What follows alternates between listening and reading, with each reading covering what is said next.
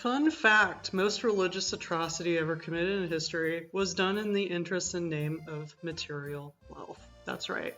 Even the first Crusades, the Templars and so on, mainly what did it do? It set up a global banking system, which is the reason the Rothschilds are as wealthy as they are today, even though they're Jewish. Weird how that works. But anyway, you can see this video on Ally McRover's channel to explain that further. Once we go really dig deep into, especially where the witches part is concerned, what we see quickly is that karma is physically observable in the world, and it's feedback. I don't want to say it's purely negative. It's basically feedback for the burner is hot. What are you fucking doing? Don't touch that shit. The initial witch trials in Europe had to do with the beer making industry. Now, I don't know that it was called beer at the time. They were using hops though. And at that point in time, it was quite normal for women to have one of her duties be to be ale making in the home.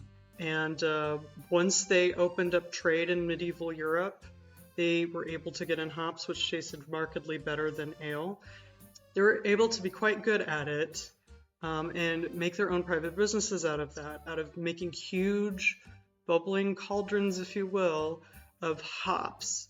And at this point in time, people would wear these large tall hats called tit furs, and theirs were particularly tall if they had such a business and they wanted to be seen in a crowd so that people would know if you want to buy some hops or some beer from some local lady, there she is over there. So then you get that imagery.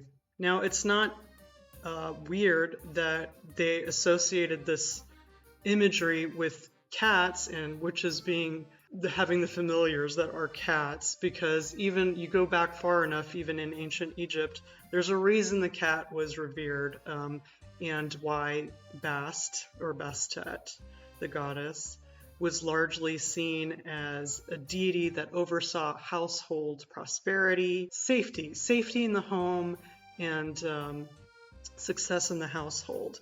And what did cats do often? Especially, again, if you're taking it back to Egypt, they protected your grain, and not just that, they also were nocturnal predators that if you were sleeping on the floor, because most points of history were sleeping on the floor, and if you lived in a place with deadly snakes or rodents, cats were really great to have around, and that alone would do a lot of favors for you. So cats were freaking important if you had stores of grain, if you wanted to make sure that wasn't compromised by rodents. And men, because they're always so awesome at accepting when women are successful, they saw how lucrative this market was, and they wanted in on this market. And obviously, they hadn't been doing it for decades and decades, so they didn't have it down to science. So what did they think? How do you become the tallest building?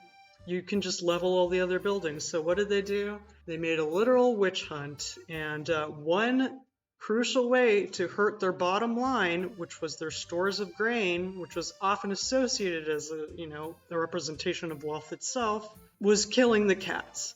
So in comes Pope Gregory I. Man, and we have this lineage to thank, by the way, for the Gregorian calendar and all that bullshit. That's not at all tailored to the moon or the sun for that matter. So, you can thank Pope Gregory the 13th for that fucking treasure that we're still fucking dealing with today, and is the reason that we have fucking leap days to deal with, and why nobody knows their fucking astrology sign for real. So you can look that up though. It has to do with where the sun was positioned in what constellation at the time of your birth. So it's likely not, it's probably the sign before the one that you think you are. So what did Pope Gregory I do? He declared cats agents of Satan. Yes, he did. And he made it the law and sold this narrative to regular, common, ignorant folk who wouldn't know and would trust, a religious figure to be like the mouthpiece of God themselves. Oh, if they say cats are evil, then we gotta kill them every chance we get. And then they go off and then they do that. So meanwhile, another fun thing in terms of butterfly effect bullshit, there was a volcanic eruption, and you can see this video in reference to it too, which, oddly enough, there's a lot of volcanic eruptions more recently than you would have assumed that we just never talk about. Like, that was the reason that Mary Shelley's group was like holed up in Byron's castle, and the world was like coated in darkness and fog, and brought us, works like Dracula and Frankenstein. And also, we have the invention of the bicycle to thank for that period of time. That was pretty terrible. But anyway, going back to this volcanic eruption that made it so crops were dying. Suddenly you had all of Europe needing grain from Italy, so they get grain from Italy. They had them shipped in, and what comes on that boat? Rats from Italy carrying the bubonic plague. And because cats are agents of Satan, there's a sharp decline in the cat population, and now you have a bunch of diseased rats going around. Which brings about one of the worst things that has ever happened to humanity, and that took the most lives for like hundreds of years or something, I don't know. But anyway, again, going back to the premise that most religious atrocity is really just done by dumb fucking men who want money. And it's the same thing, by the way, if you look at why it was done in Salem and in America. It wasn't quite for that reason, but it was a similar reason. It had to do with land, because you suddenly were selling this idea to settlers that they could own their own land, and then they did. And then once they had actually successfully worked their way up to own their land, we're not going to talk about the fact that it's stolen in the first place, but whatever. It just goes to show you oppressive systems always get you in the end, even if you benefited from them in a short amount of time. So what happened was that you had a lot of common folk, regular people, and families had a lot of fucking arable land.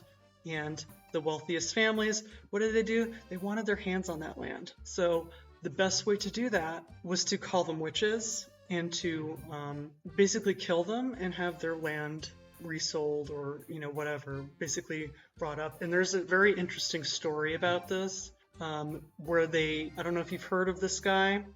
I'm going to have to look it up, his name. I will post, references to all these things you can check out.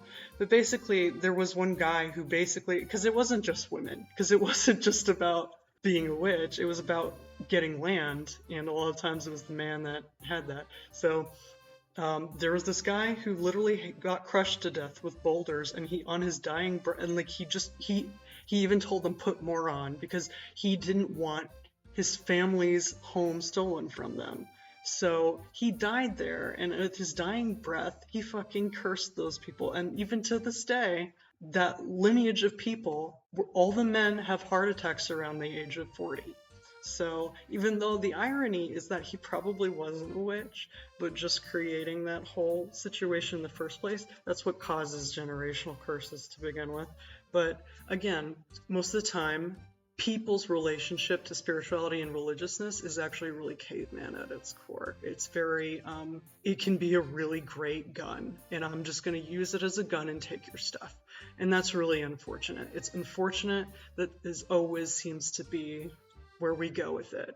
I've kind of decided that people who don't know how to have power are always going to relate to things as a weapon and not as something profoundly more useful and constructive that could actually help society.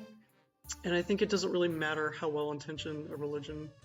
Unfortunately, when you give something to people, they will turn it to make it something that suits them and their interests. And oftentimes, it has nothing to do with being virtuous and waiting for the afterlife, with just teaching people to be passive and not fight back and name the harm that is present in their life, and God will come save you. You don't have to do it yourself, so that you never taken the initiative to do it.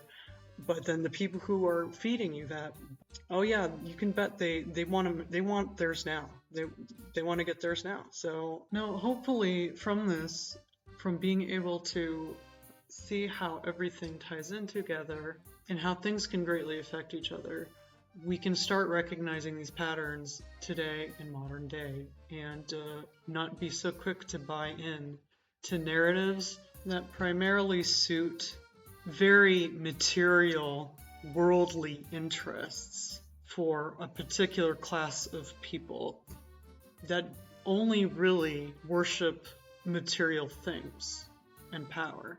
Always be critical of what you're given. If it really is about spirituality, just know it doesn't have to have such a rigid framework that it can convince you to commit harm against your fellow man, because at that juncture you have to ask who is benefiting from that. And honestly, I think it would be better if you were an atheist than to be somebody who believes so strongly in your mission that you lose your humanity. Because at the point at which land can be bought and sold, so is your soul.